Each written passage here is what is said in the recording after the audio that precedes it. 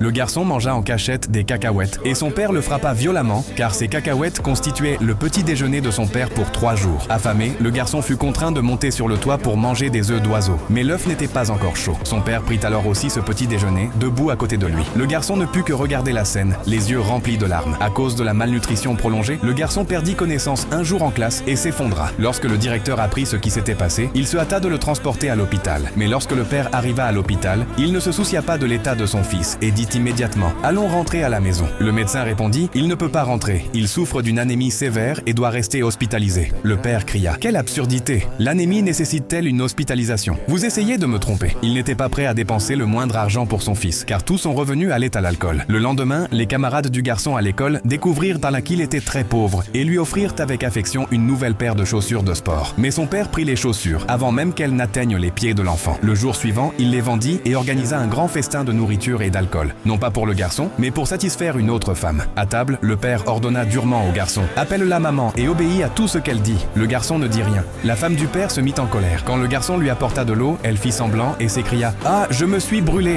Es-tu un cochon pour laisser de l'eau chaude sur la table ?» En réalité, cette femme était très querelleuse et manipulatrice, et le garçon supportait tout en silence. Un autre jour, alors que le garçon faisait ses devoirs, le père sortit de la maison. La belle-mère laissa des légumes à moitié coupés et dit « Va cuisiner ». Le garçon refusa et une dispute éclata entre eux. À ce moment-là, le père revint ivre. La belle-mère se plaignit immédiatement. Le père cria de rage « Sors d'ici! Dégage de ma vue !» Le garçon était complètement brisé. Il quitta la maison et s'enfuit. 3 jours passèrent sans qu'il ne revienne. Le père commença à s'inquiéter et rassembla tous les habitants du village pour chercher son fils. En passant près d'un tuyau abandonné, un ami du garçon vit quelque chose qu'il n'oublierait jamais de toute sa vie.